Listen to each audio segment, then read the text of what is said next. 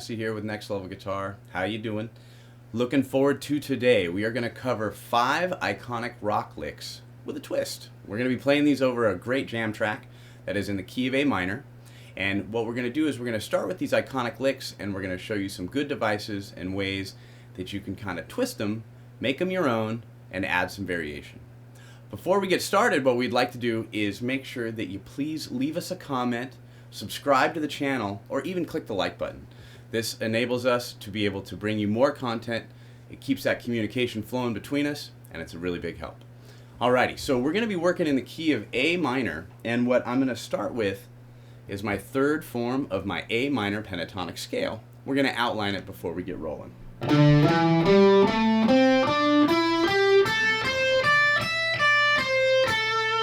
just going to end on that A there so we have a sense of resolution.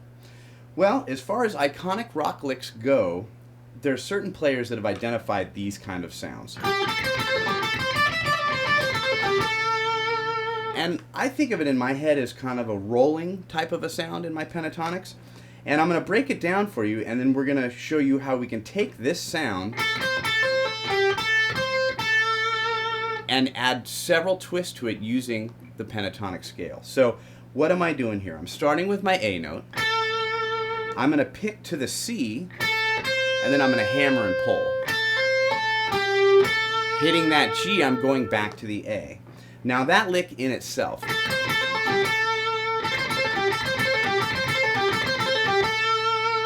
it has a good sense of resolution because of where I'm finishing. It's iconic in the sense that we've heard people play this many different ways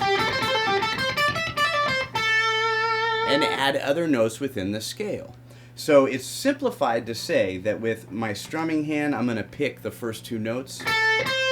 I'm going to do a hammer on and pull off and resolve on the root notes. So we're going to keep it simplified in that respect. But if I even just play that over and over again,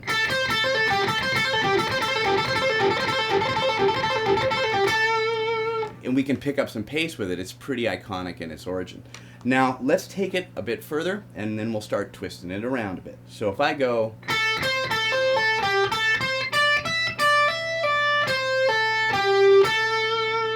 I'm going to play that a little slower for you.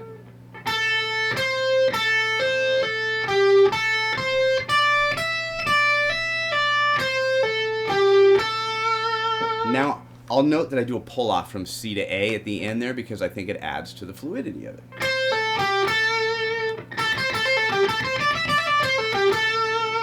So that's lick 1. That's going to be the first lick that we're going to focus on. And even when you flub it like I just did, it still sounds cool.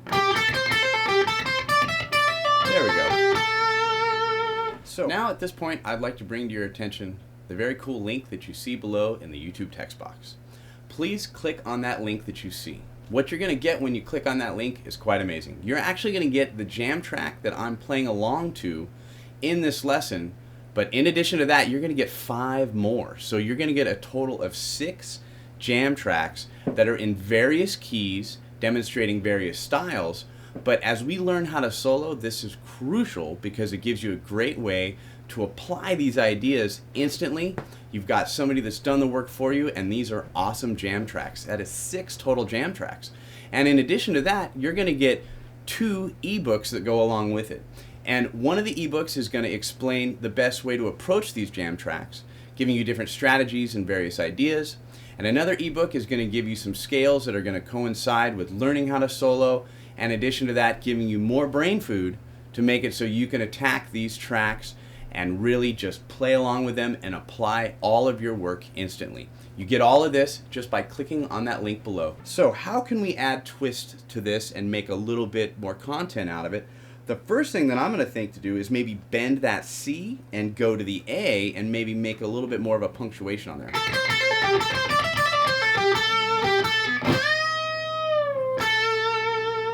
That's a nice way to add a twist to that. I can maybe even come over here and I'm going to recognize the blues note here if I play.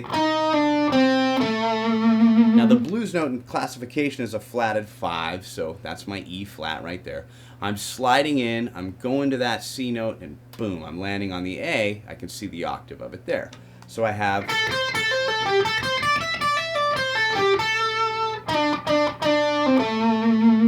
And that's a cool way to resolve it as well. So if I go...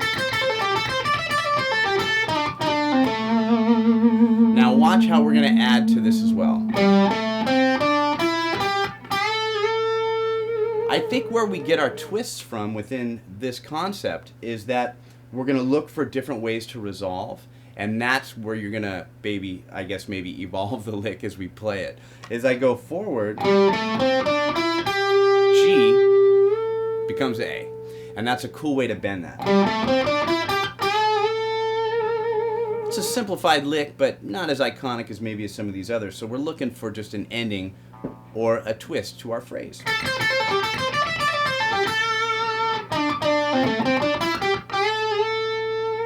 But that's a cool lick, and that's a great way to practice.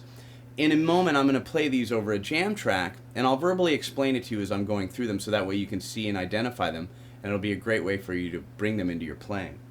So let's move now to another iconic phrase that will actually couple with this and be a really good thing to play. Now I'm going to start, and I'm going to think of my A minor chord here. Turn on my volume. And within that A minor, I'm thinking of a classic phrase that's played. That's just an outline of essentially going from an A to an A. Now I'm bending with my middle finger, and I gotta say that's probably pretty important in this case. If I go to my first finger, I'm gonna play a different batch of things. So I'm thinking of my middle finger going to this A, and again, this is kind of simplified. But what is more iconic and what's cooler is if I go... So we're focusing on these hammer-ons and pull-offs.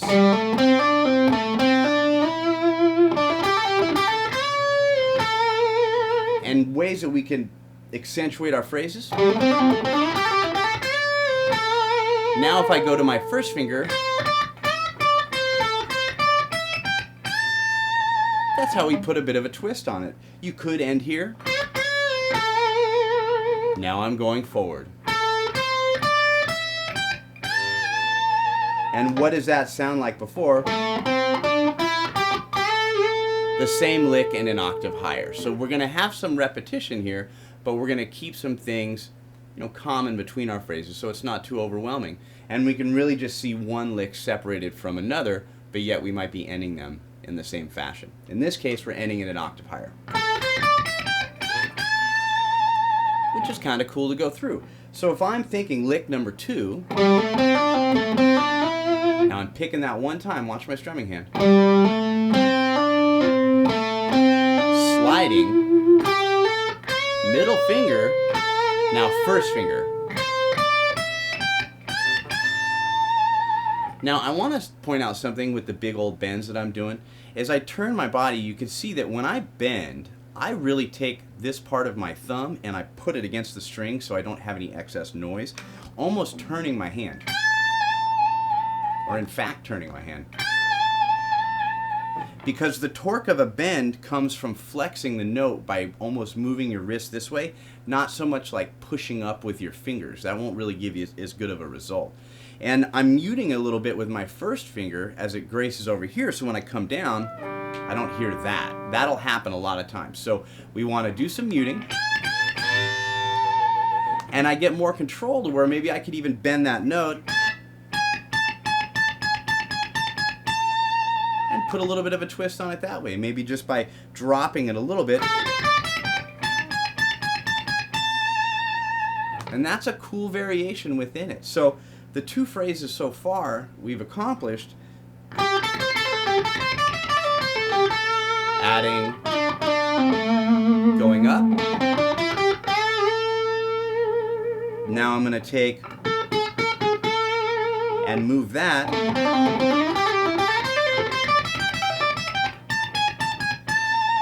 And you can see we're already getting into various things that we can play with it and ways that we can kind of change it as we go through. But it's important to have a good structure of what we're thinking about first, and this is the way we're accomplishing that with this phrase. And then we can go forward.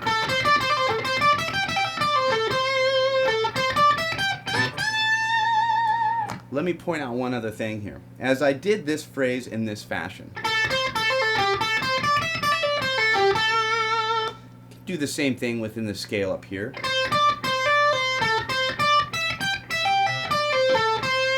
Go back to that A. So there's little things like that that I think it's important to remember that if we played it in one place, we could still play it in another location if we're staying in scale, but you're still attacking it or going at it in the same kind of way. So let's move to the first position of our pentatonic, and we're going to take some of these same kind of ideas and we're going to talk about some of these great iconic phrases we can play. Now I'm going to move to the first position for my A minor pentatonic scale, and I'm going to outline that for you now.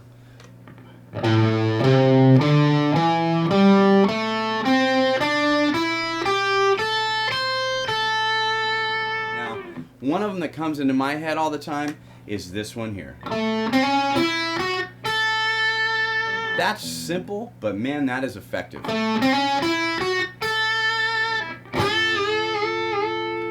Now, how can we really embellish that? We can go like this. And from there,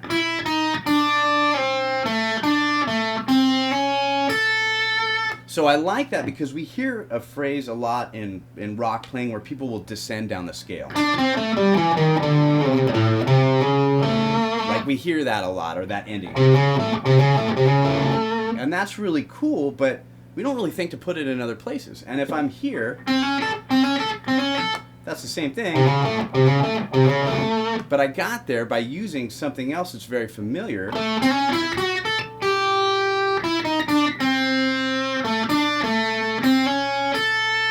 And I'm just ending it a little bit different. So if I think, still very bluesy, very effective, and I can almost break that up into individual pieces.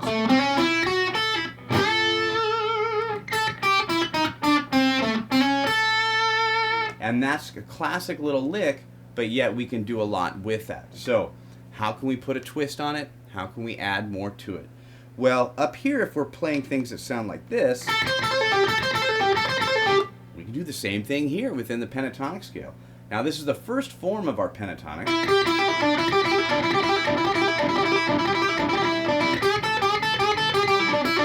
I mean, we've all played those licks at times if we're at that point, or if we've gotten ourselves to that point in our journey. So we just want to recognize that things that are played all the time, like you hear this. I think that's one of the first faster licks people play on the guitar when we get into pentatonics. We just want to change them and recognize there's easy ways to do so. So if I'm taking a lick like this,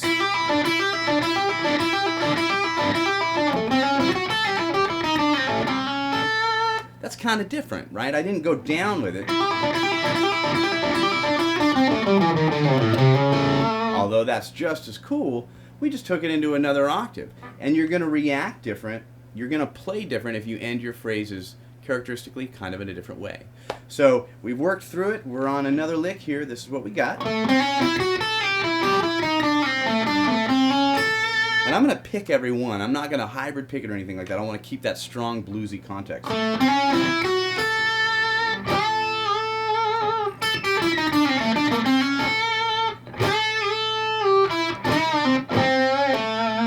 And if you kick up a little bit more gain, we can sustain that tone. Get nice and gritty with it.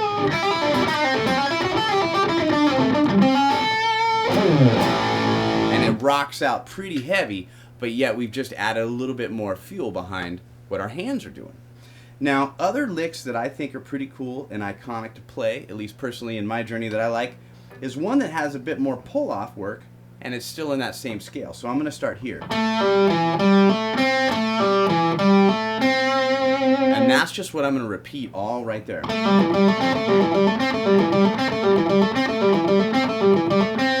Broke it down slowly, starting with my A note. If you notice with my strumming hand, I'm picking in a downward motion. And I can repeat that.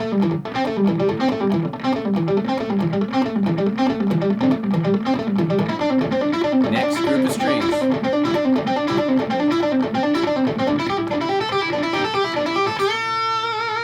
Now here, you may be tempted to use your pinky. It's all good to do so, I think. I like to use my third finger because when I go to bends, I don't really use my pinky when I bend. I find that my third finger is a stronger finger, alluding to what we talked about before, the way that my first finger may rest over here and kind of block some of those. I think it's a little more helpful.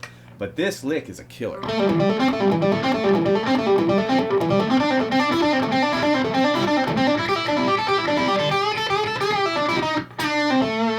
And you notice I keep kind of bringing in that flat 5, or I might stop the phrase a little early. And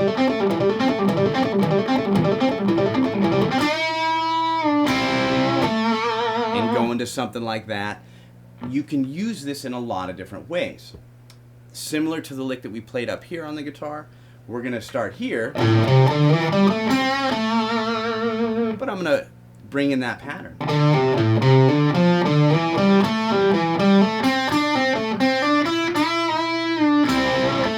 So it just goes to show you we don't want to limit it into certain locations. We want to try it everywhere on the guitar.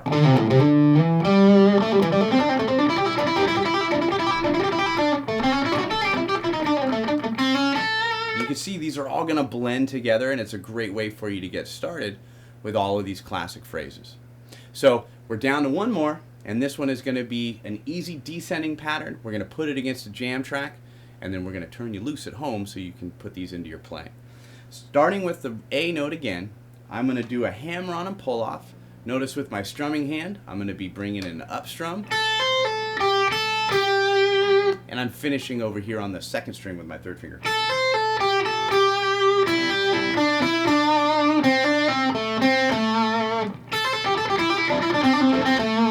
Now, I like to focus that because even though this might be covered a lot, and you've seen this in other elements of instruction, what I think is cool about this, how's that for a twist? Kind of turns your ear for a minute. I'm going to almost bend the wrong note to be the right note.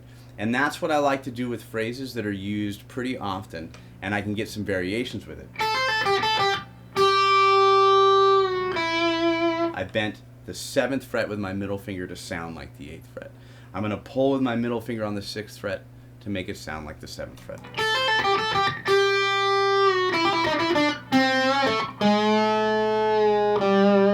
And if I bring in these other phrases,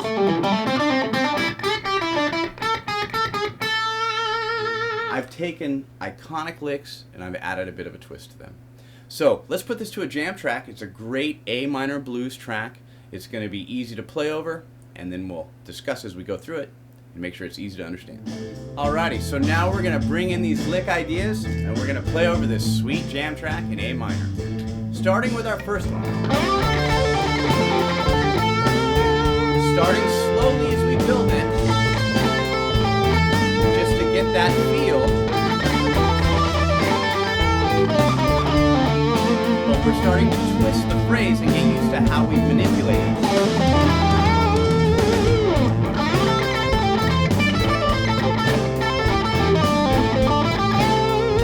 And you notice as I play it, I might vary it or add variation to the rhythm.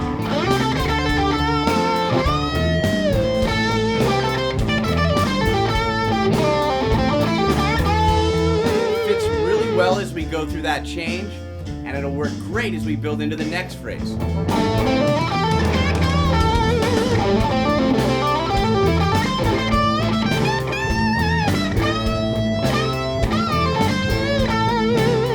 Bending is a great way to breathe some life into the track. We don't always just have to play straight through that phrase.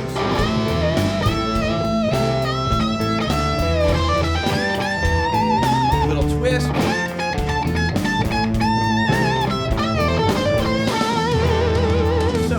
The first phrase,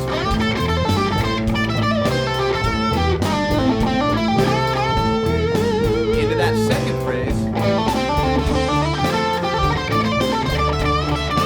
little bending. We're going to work our way to that first position of pentatonic.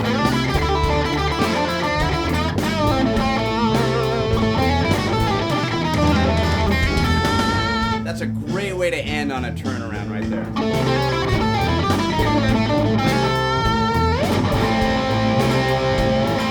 your time, maybe grab one note and get ready to set yourself up.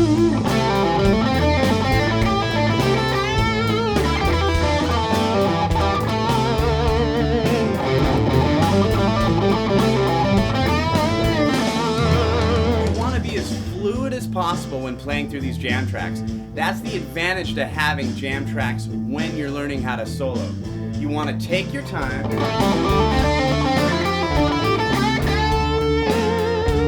and really do your best to go through these phrases, but at the same time not feel like you have to rush.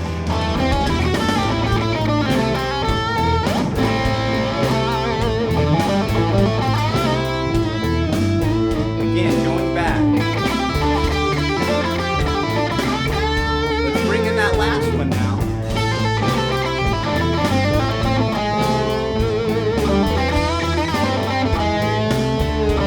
I love bending those wrong ones to be the right ones. They really add some good character and flavor.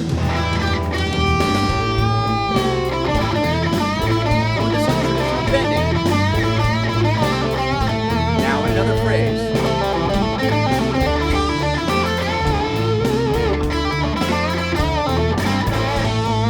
Hold the wrong one. Go up to the high note.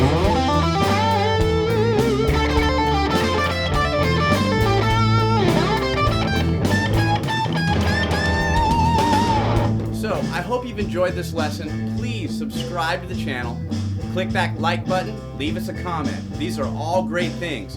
And in addition to this awesome track, by clicking on that link below, you're going to get 5 others that you could take these ideas, put them in various keys, and just embark on a great journey to learn how to solo. So, Dave Nasty at Next Level Guitar. I'm going to play this out, and I'll see you next time.